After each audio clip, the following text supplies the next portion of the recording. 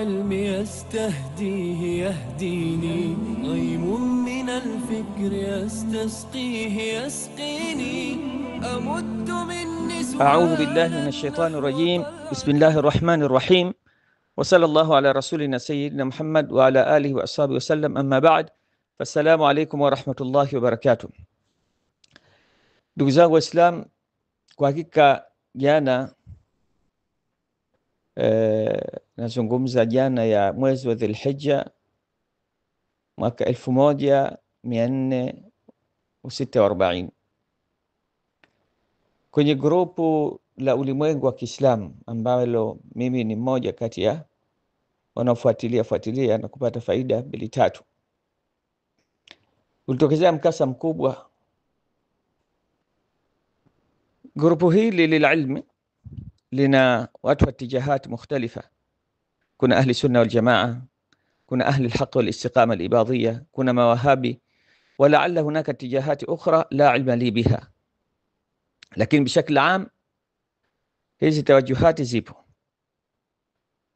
Sasa liibuka bwana mdogo Muhammad Mafuta, kaibuka na kuleta nukuu ya kitabu changu nilichokitunga kitambo hivi cha Nihayat at-Tadlis fi Maqtal al-Khalifa Dhin-Nuraini, mwisho wa ulaghai kuhusiana na mauaji ya khalifa watatu Dhin-Nuraini, yani Uthman bin Affan. Unajua mawahabi hasa hupenda kuibua suala hili na kulielekeza kwa ahli alhaqi wal istiqama na kutoa hukumu mbalimbali na hukumu mbaya. Zikapatikana hukumu mbalimbali na hukumu mbaya kuhusiana na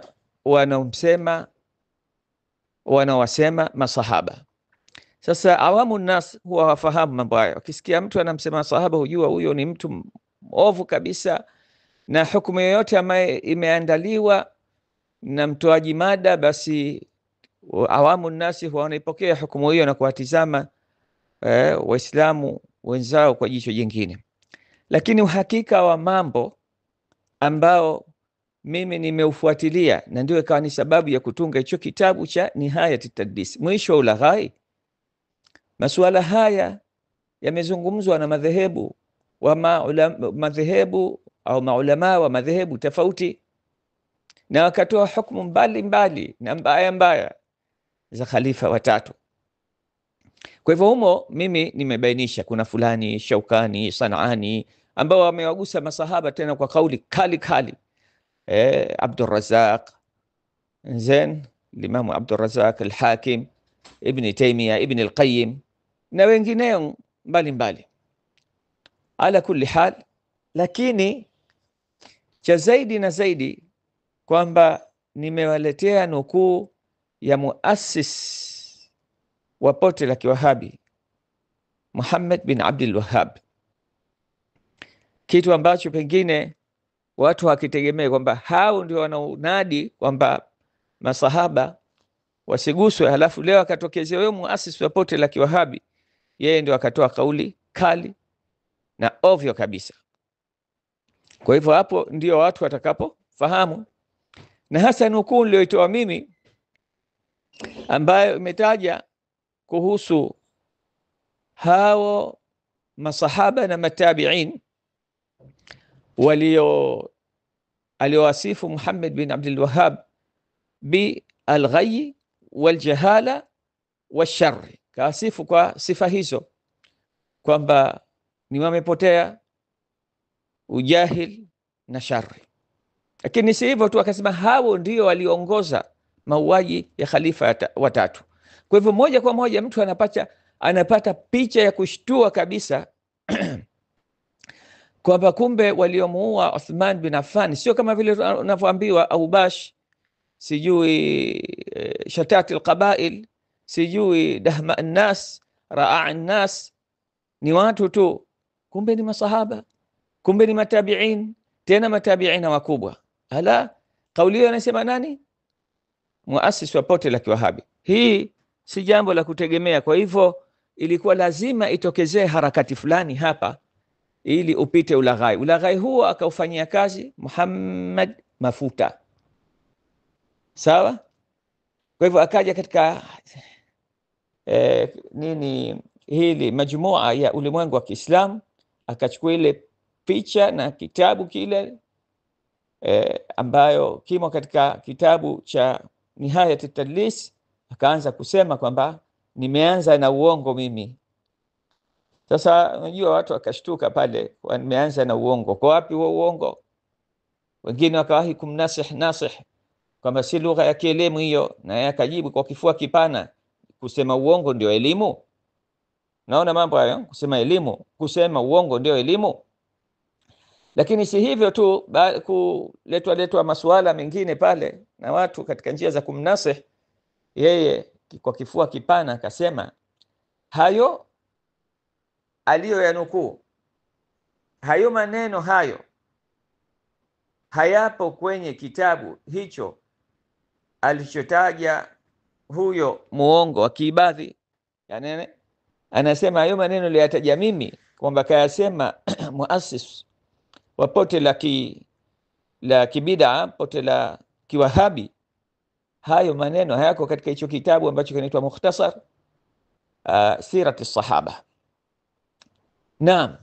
Kwa hivyo kwa kifua kipana kujipiga kwamba haya maneno itakuwa nimeyazusha mimi, maneno nimeyapanga vizuri hivi, katengeneza, kataja majina na kataja na kauli ambayo Muhammad Abdul Wahhab hakuyasema, lakini nikampangia maneno, halafu nikamtia nayo kwenye kinywa, halafu nikamtungia na kitabu, halafu na hicho kitabu, manake kumtungia kitabu kwamba kasema katika kitabu na kataja na ukurasa. Haya, wanaonifahamu mimi kwa kidogo tu, basi jambo hilo unaweza ukasema ni shibhu mustahili, kwa sababu sipendi kuokotea kabisa.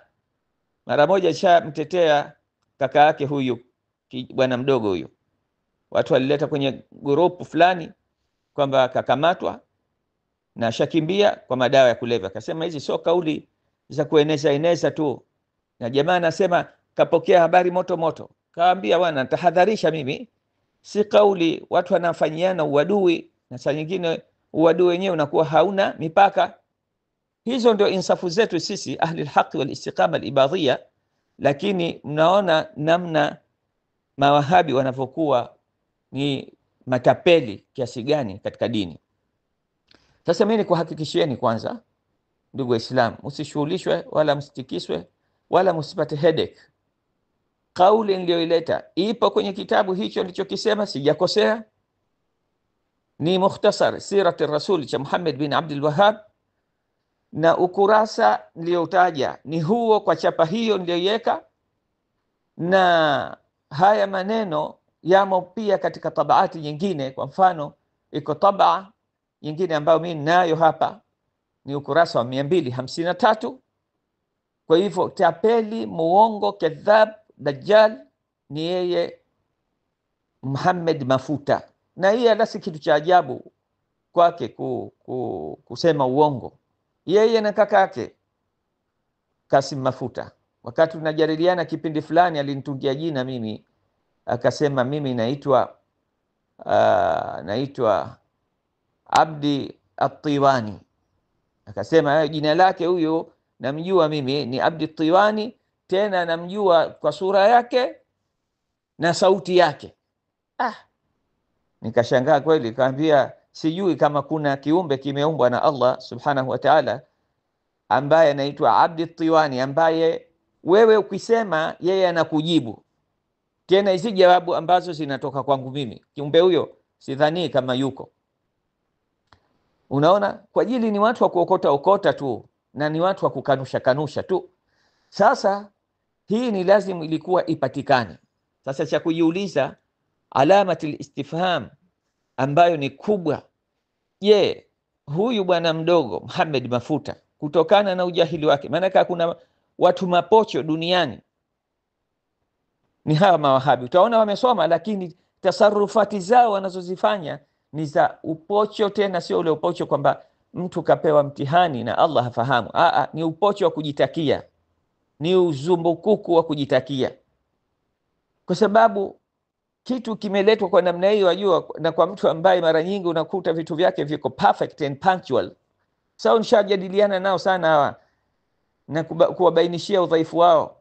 Kwa hivyo walikuwa wachukue hadhari kubwa sana na mimi wakati wanapotaka kujaribu kunicrush au kunijadili. Naam, hilo ni wajibu kwa wao, ilikuwa walifanya. Sasa huenda kuna kitu kimepita, wallahu aalam, lakini chote hakimpi udhur bwana mdogo huyu Muhammad Mafuta, hakimpi udhur. Ima ni hawa mawahabi walivyoona kwamba kauli hii kutokezea katika kinywa cha muasisi wa pote lao ovu la kiwahabi la kufarikisha umma, basi ni kitu hatari sana. Kwa hivyo kitabu chake kichakachuliwe, iondolewe nukuu hii. Uwezekano huo upo kwa sababu wanao tabia kuchapisha vitabu wakakatakata na kubadilisha badilisha. Naam, moja ni hiyo. Kwa hivyo linawezekana likatokea zumbukuku likaona kitu kama hicho na kitabu, akaenda akapekua pekua, akaona hakuikuta hiyo kauli, akaruka. Na kauli nyingine ni mijitu isiyojifahamu ndani ya madhehebu yao, na hata wakionyeshwa safahat hawana nafasi. Pengine hana kitabu hichi, ilikuwa apekue pekue mpaka kama kakosa kwenye ukurasa uliotajwa hapo, atizame asome.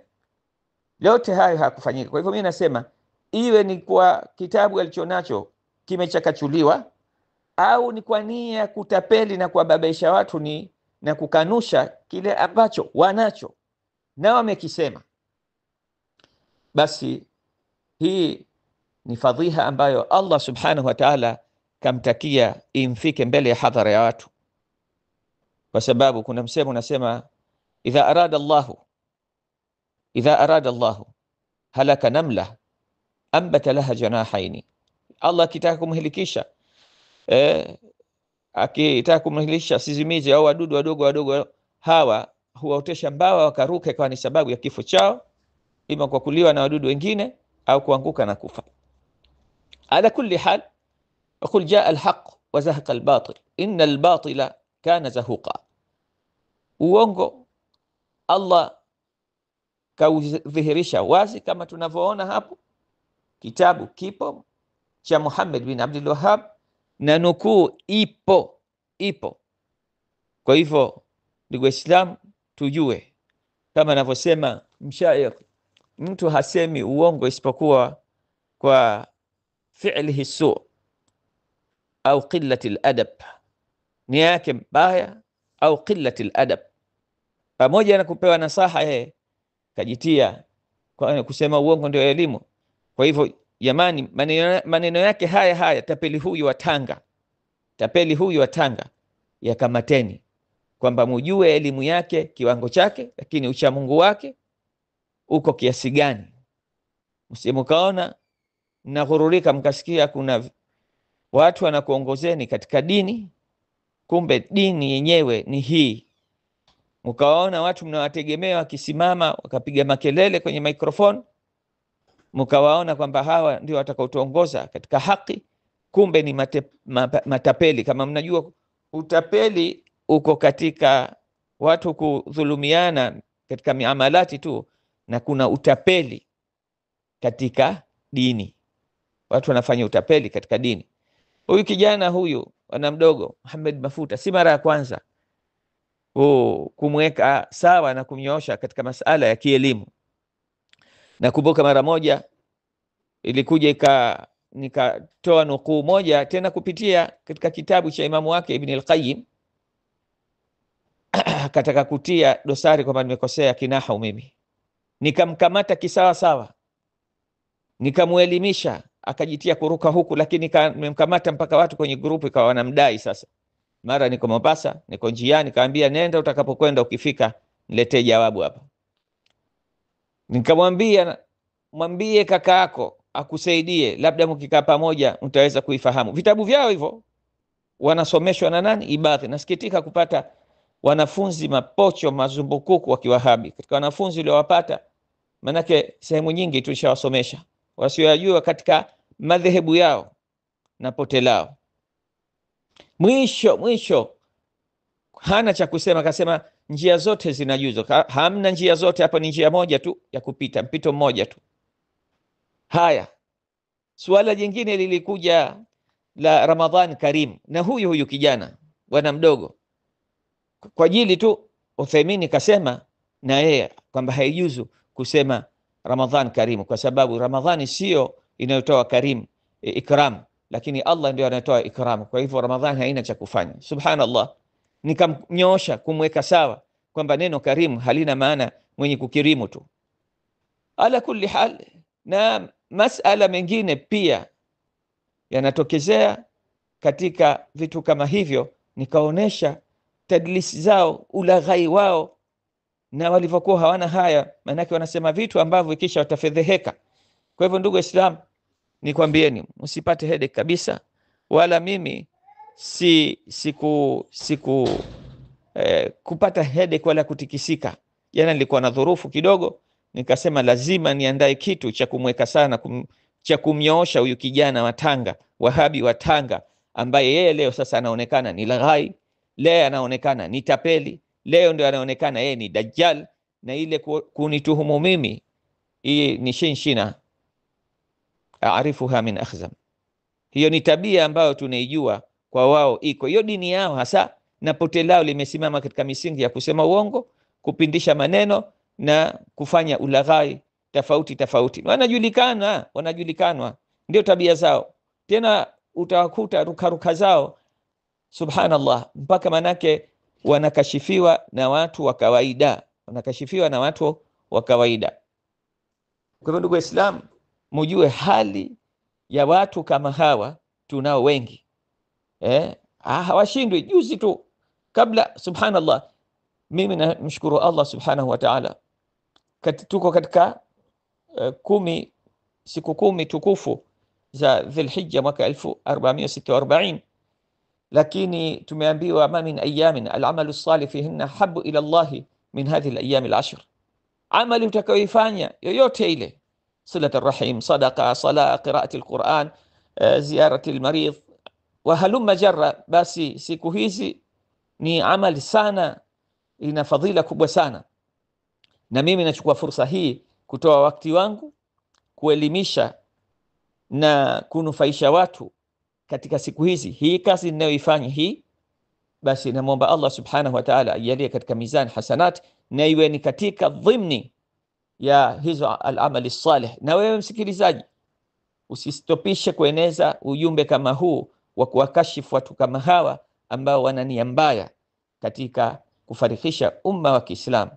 Naam, kwa sababu alhamdulillah imekuwa kama ni neema hii, kushambuliwa imekuwa ni neema. Saqaha Allahu ilayya, Allah kaniletea neema hii nitumie wakati, kwa sababu nimepata klipu 3 katika hadhihi al-ayyam mfululizo, naletewa kwamba tuwekee sawa hapa, tuwekee sawa, mpaka watu wananishikilia kwamba ikiwa huna nafasi wewe, mtafute aliyokuwa na nafasi katika watu ambao wanaweza kujibu.